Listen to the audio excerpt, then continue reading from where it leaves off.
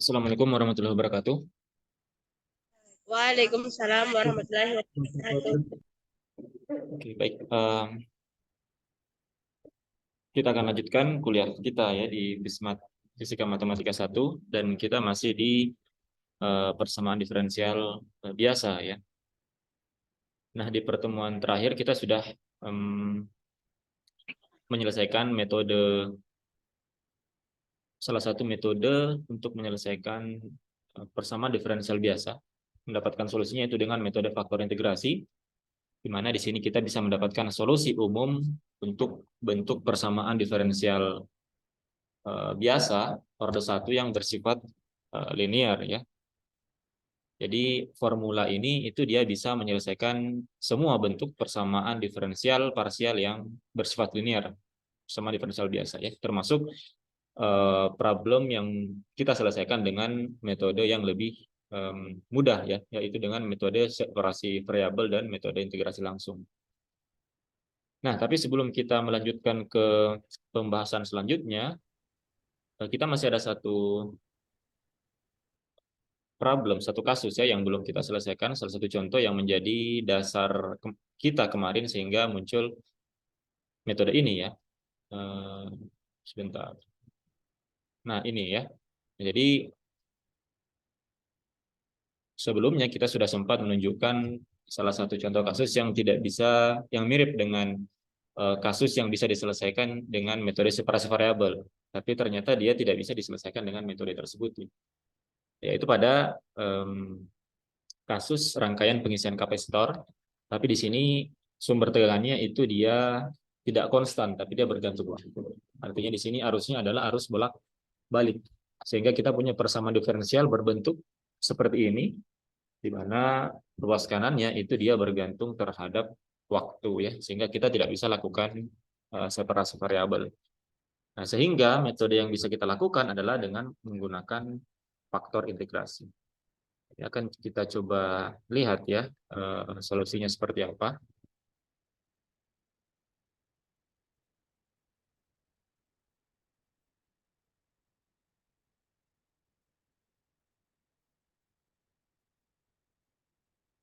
Nah, jadi kita punya persamaan diferensial, kita tuliskan kembali persamaannya. Jadi dq per dt ditambah 1 per rc q itu sama dengan epsilon cos omega t, seperti ini. Nah, jadi yang pertama kita tinjau adalah kita mencari berapa P-nya dan berapa Q-nya ya, sesuai dengan metode yang kita lakukan di metode faktor integrasi ya. Jadi P itu yang suku di depan variabel terikatnya, kalau di sini Y, dan Q itu suku di ruas kanan ya, yang merupakan fungsi dari variabel bebasnya. Nah, untuk kasus ini variabel terikatnya adalah Q ya, dan variabel bebasnya adalah waktu T. Nah, sehingga dari sini ya, kita bisa dapatkan untuk P-nya itu sama dengan 1 per RC ya, dan Q-nya itu sama dengan epsilon 0 cos omega T. Ya. Nah, sehingga di sini ketika kita tahu P-nya berapa, kita tahu berapa I-nya ya. I-nya itu tidak lain adalah integral P dx. Berarti sama dengan integral 1 per RC dx. Karena ini konstan, artinya kita tinggal tambahkan, bukan X ya, tapi T ya. Karena variabel bebasnya adalah waktu. Oke, T di sini. Berarti di sini I-nya sama dengan T per RC. Nah, sehingga kita bisa ketahui faktor integrasinya, yaitu E pangkat I, itu sama dengan E berpangkat T per RC. Nah, inilah yang kemudian kita kalikan dengan persamaan diferensialnya ya. Kita kalikan ini. Ini kita kalikan dengan E berpangkat T per RC. Ya. Nah, sehingga kita dapatkan persamaannya sekarang menjadi E berpangkat T per RC. Ini kita tuliskan saja Q dot ya. Q dot, maksudnya Q dot itu dq per dt. Kemudian ditambah dengan 1 per RC E berpangkat T per RC Q sama dengan epsilon 0 E berpangkat T per RC cos omega T. Nah, suku ini bisa kita sederhanakan menjadi bentuk awal dari suatu diferensial total ya. Berarti ini bisa kita tuliskan menjadi d dt dari faktor integrasinya E berpangkat T per RC dikali dengan variabel terikatnya. Ini kalau kita turunkan ya, itu akan kembali ke suku di ruas kiri ini. Nah, ini sama dengan epsilon 0 E berpangkat T per RC cos omega T. Kemudian ini tinggal kita kalikan kembali dengan kedua ruas dengan dt ya, baru kemudian kita integralkan ya. Akan kita dapatkan nanti di sini menjadi, jadi ini kita saya langsung saja ya, ini kita kalikan kedua ruas dengan dt kemudian kita integralkan sehingga kita dapatkan di sini menjadi E berpangkat T per RC I itu sama dengan epsilon 0 E berpangkat T per RC integral ya cos omega T dt ditambah dengan C. Oke. Nah, sehingga kita nanti dapatkan solusi untuk Q-nya ya. Nah, namun terlebih dahulu kita harus selesaikan dulu bentuk integral ini ya. Nah, seperti ini. Jadi ini harus kita selesaikan. Dia tidak biasa langsung diintegralkan karena dia ternyata terdiri dari dua fungsi yang tidak bisa disatukan ya. Ini fungsi eksponensial, ini fungsi kosinus ya. Sehingga ini harus menggunakan integral parsial ya. Ingat di mana? Di matematika dasar ya. Kalau kita punya dua buah, kita punya integral berbentuk integral P dv ya. Ini sama dengan PV integral V dv.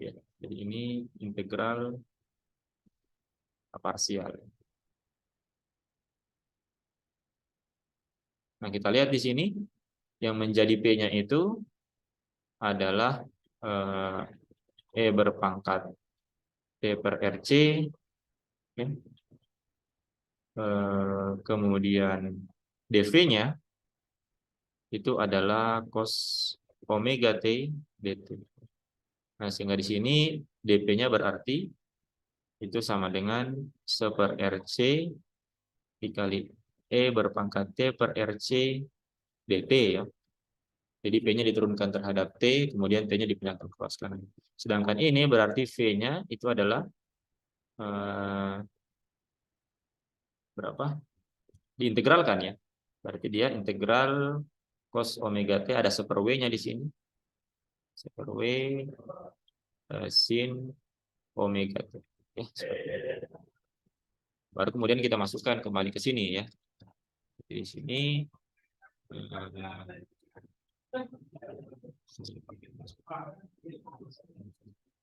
berarti kita dapatkan di sini untuk yang suku yang ini ya. Kita dapatkan berarti integral dari E berpangkat T per RC cos omega T. Berarti ini sama dengan PV, berarti E berpangkat T per RC. Kemudian V-nya itu adalah 1 per W, 1 per omega, sorry. Sebentar.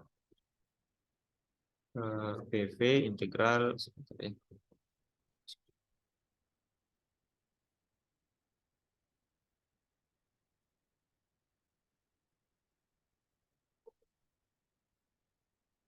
Oke, sudah betul ya. Berarti di sini dikali dengan 1 per omega sin omega T.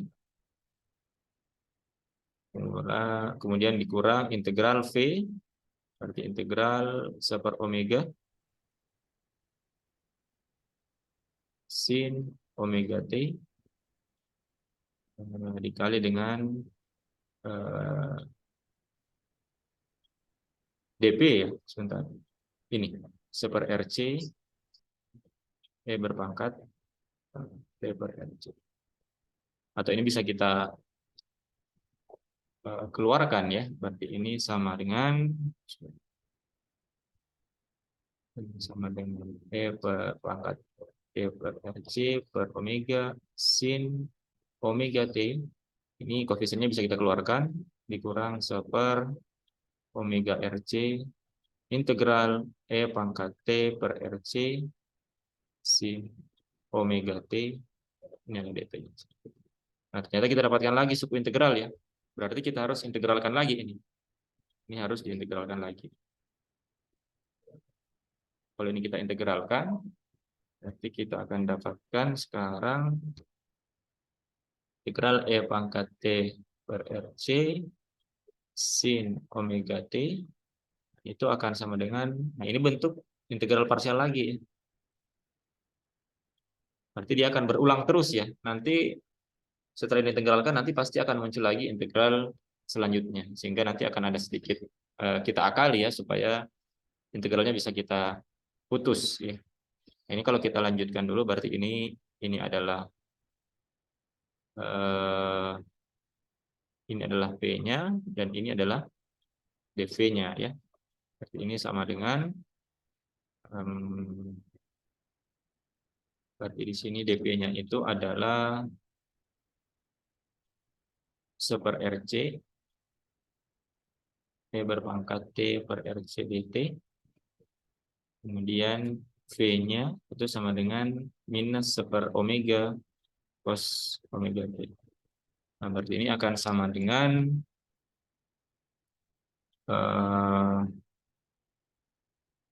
minus 1/omega dikali dengan PV, berarti V berarti E pangkat T per RC cos omega T, kemudian dikurang integral V dV. Integral V itu karena dia minus di sini ya, di sini jadi positif. Integral V nanti koefisiennya akan keluar juga 1/omega RC integral E pangkat T per RC cos omega T. Ya. Nah, sehingga kita punya lagi bentuk integral ini dan akan terus berulang seperti ini. Sehingga kita harus akali dia ya. Kita harus akali dia. Bagaimana caranya? Perhatikan bahwa suku ini itu sebenarnya kembali ke suku ini lagi ya. Sama ya, integral E berpangkat T per RC cos omega T ya. Jadi yang ini kalau kita jabarkan menjadi seperti ini dan dia akan ada suku integral yang kembali ke bentuk awal integral yang ingin kita selesaikan. Sehingga suku ini nantinya bisa kita kumpulkan ke ruas kiri ya. Kita bisa kumpulkan sehingga di sini bentuk integralnya sekarang bentuk integral ini kita jabarkan ya seperti ini, kemudian yang ini kita ganti dengan yang ini. Kemudian nanti ini kita kelompokkan dengan suku ini. Sehingga kita dapatkan di sini, kita tuliskan saja kembali integral E pangkat T per RC cos omega T dt itu sama dengan suku yang ini ya. Ini kita copy saja suku yang ini.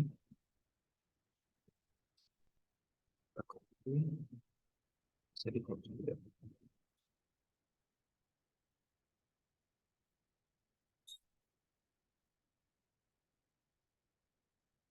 Oh bisa. Ini kita copy ke sini. Kemudian suku yang ini kita ganti ya. Berarti ini kita hapus saja. Ini kita hapus dan diganti dengan yang suku yang ini ya. Jadi yang ini dijabarkan menjadi suku. Jadi ini kita pindah.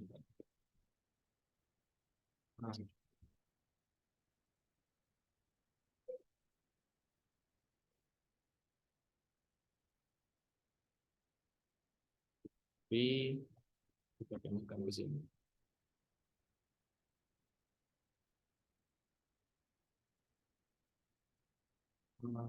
Bisa tidak. Nah, di sini saja. Nah, ini ya dikali dengan yang ini ya. Kalau kita masukkan, kita bongkar, berarti kita akan dapatkan di sini ini sama dengan E berpangkat T per RC per omega sin omega T.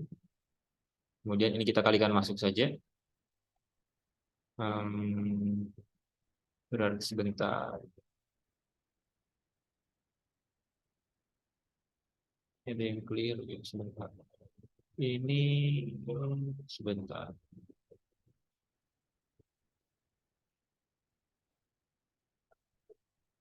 Oke, ini sudah benar ya.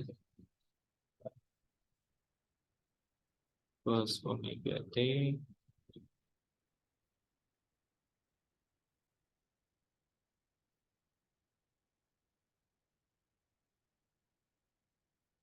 sebentar ya, saya coba lihat dulu.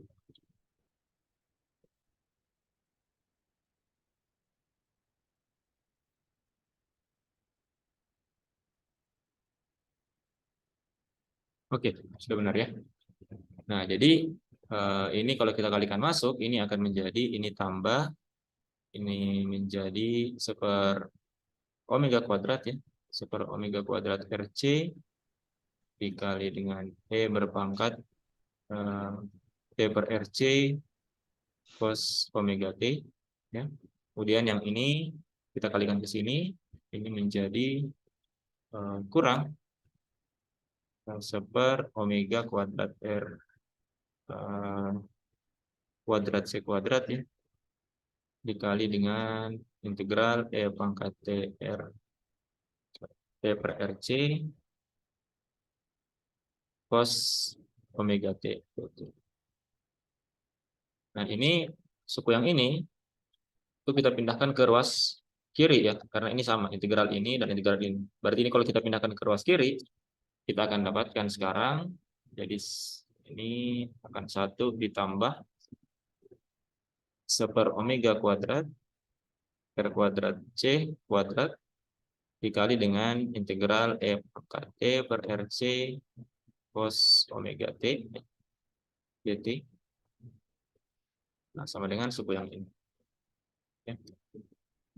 Ini sama dengan E pangkat T per RC per omega sin omega T ditambah dengan seper omega kuadrat RC E pangkat T per RC cos omega. Nah, jadi kita sudah dapatkan sekarang bentuk integralnya. Berarti bentuk integralnya tinggal kita pindahkan suku ini ke ruas kiri. Ya.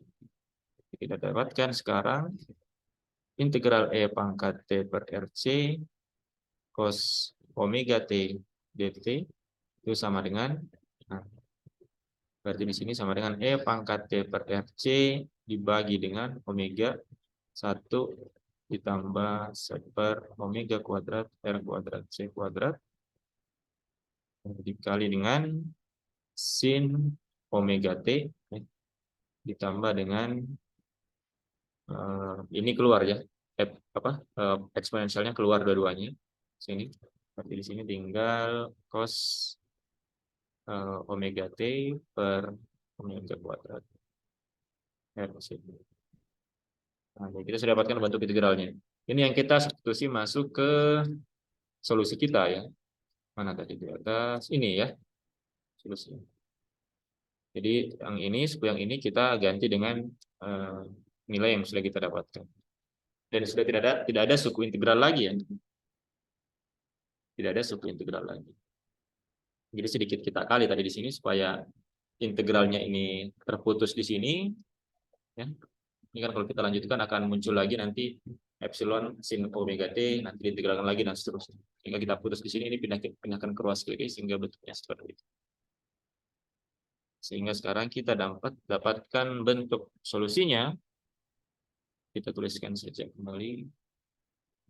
Solusinya di atas yang ini ya.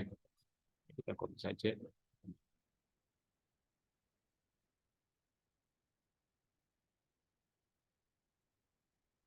Copy ke sini.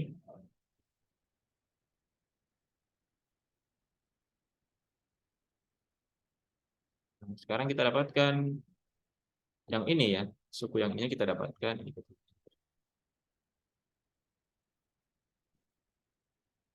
Berarti epsilon 0 itu dikali dengan yang suku ini ya. Epsilon 0 sebentar. Dikali dengan E pangkat T per RC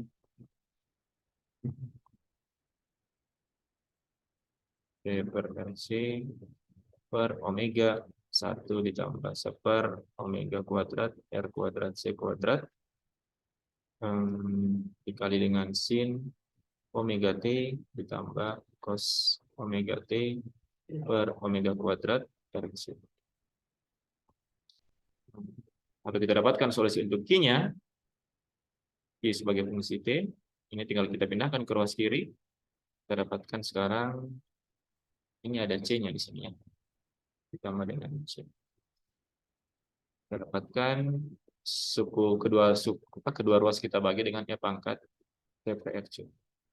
Berarti di sini tinggal menyisakan epsilon 0 per omega dikali dengan 1 ditambah 1 omega kuadrat R kuadrat C kuadrat kali dengan sin omega T ditambah cos omega T per omega kuadrat RC ditambah dengan C dikali dengan E berpangkat minus T per RC. Nah, seperti ini ya. Jadi kita dapatkan solusi untuk muatan pada kapasitornya untuk waktu tertentu. Nah, terlihat jelas bahwa ini sangat jauh berbeda dengan solusi untuk kasus dengan sumber tegangan yang konstan ya. Kita coba bisa lihat di sini, kita review sedikit mana di pembahasan ini ya. Nah, ini. Nah, ini untuk pengisian kapasitor yang sumber tegangannya konstan ya. Epsilonnya konstan. Seperti ini. Sedangkan kalau kita bandingkan ketika dia untuk arus bolak-balik, artinya epsilonnya sumber tegangannya itu dia tidak konstan, ternyata lumayan panjang ya solusinya. Seperti ini. Nah, ini ya. Jadi ini salah satu kasus dalam fisika ya yang menggunakan persamaan diferensial dan kita bisa menyelesaikan dengan menggunakan faktor integrasi ya. Oke, saya kira untuk persamaan diferensial linear orde 1 yang bersifat linear ini kita sudah selesai ya dengan kita punya solusi umum untuk kasus tersebut dengan menggunakan faktor integrasi. Jadi ini bentuk solusi umumnya sebenarnya ya. Nah, solusi umum ini dapatkan dengan mencari faktor integrasi dari persamaan diferensial. Saya kira ini juga dijadikan tugas ya, tambahan tugas untuk yang kemarin. Jadi ada tugas dari separasi variabel dan tugasnya yang ini. Jadi ini solusinya ya, kira-kira seperti ini. Sampai sini ada yang mau ditanyakan sebelum kita pindah ke pembahasan yang lain terkait metode faktor integrasi untuk menyelesaikan persamaan diferensial biasa orde 1 yang bersifat linear. Ada yang mau ditanyakan?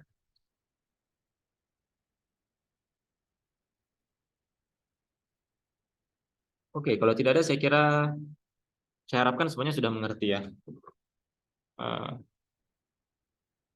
Saya anggap tidak ada pertanyaan, artinya semuanya sudah bisa dipahami ya. Jangan sampai tidak bertanya karena malu ya, atau justru tidak tahu apa yang mau ditanyakan ya. Jadi jangan malu bertanya ya, kalau ada yang tidak dipahami silakan ditanyakan saja. Oke, nah sekarang kita akan pindah ke jenis persamaan diferensial biasa bentuk yang lain ya. Nah, kalau kita sudah membahas di atas untuk orde 1 dan nonlinear, nah bagaimana untuk persamaan diferensial biasa tapi dia bersifat non-linear. Non-linear artinya entah itu suku derivatifnya yang pangkatnya ordenya lebih dari satu, berpangkat dua misalkan dan seterusnya, atau variabel terikatnya itu pangkatnya dia tidak sama dengan satu. Ya.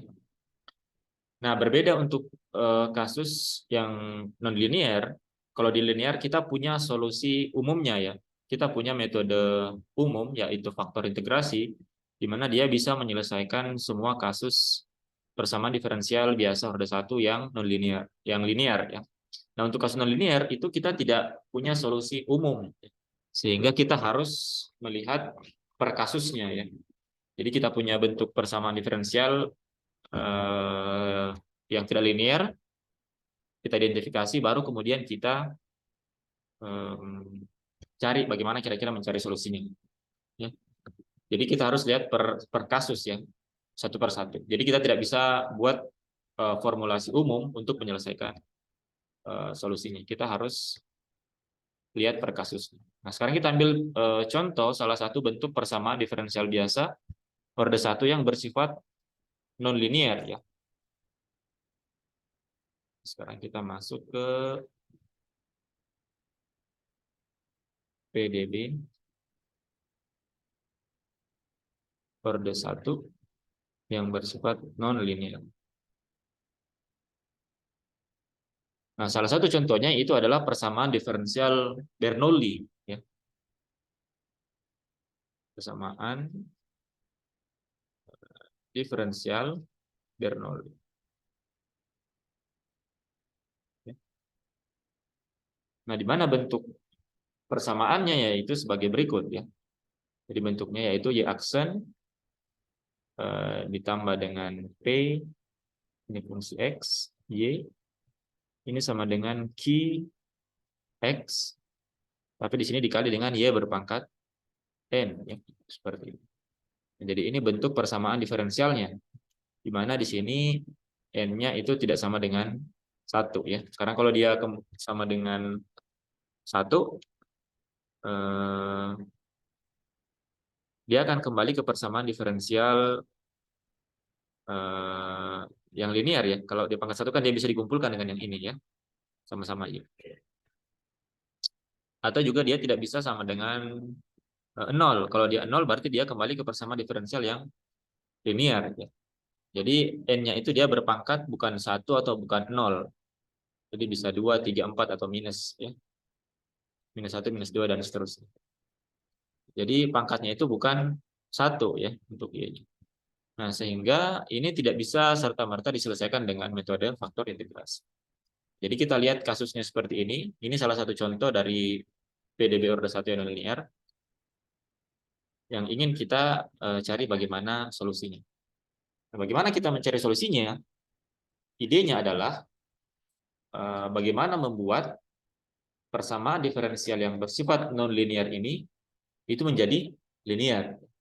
Sehingga nantinya kalau kita sudah dapatkan bentuknya menjadi linear, kita bisa selesaikan dia dengan metode faktor integrasi. Ya, jadi idenya adalah kita ingin membuat persamaan ini menjadi linear, ya.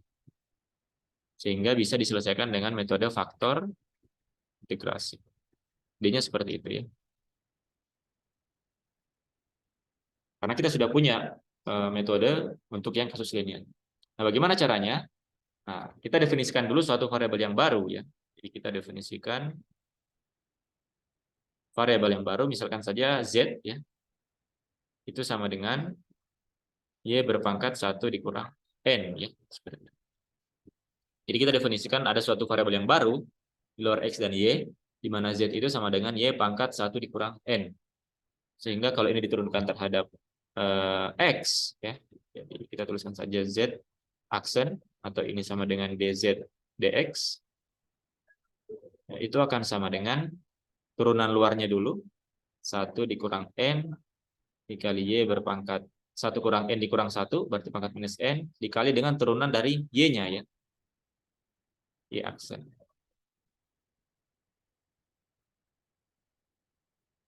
Saya kira ini sudah dipahami ya kenapa bentuknya seperti ini. Jadi karena Y itu merupakan fungsi X, kita turunkan dulu Y-nya, ya, berarti 1 kurang N Y pangkat minus N, kemudian turunan dalamnya, ya, turunan dari Y-nya sebagai fungsi X. Ya. Nah, setelah kita turunkan, kita kalikan suku yang ini itu ke persamaan diferensialnya. Nah, sehingga nanti akan ada suku dalam persamaan diferensial tersebut yang bisa dinyatakan dalam bentuk Z aksen. Ya. Nah, setelah ini, suku yang ini, perhatikan suku yang ini, itu kita kalikan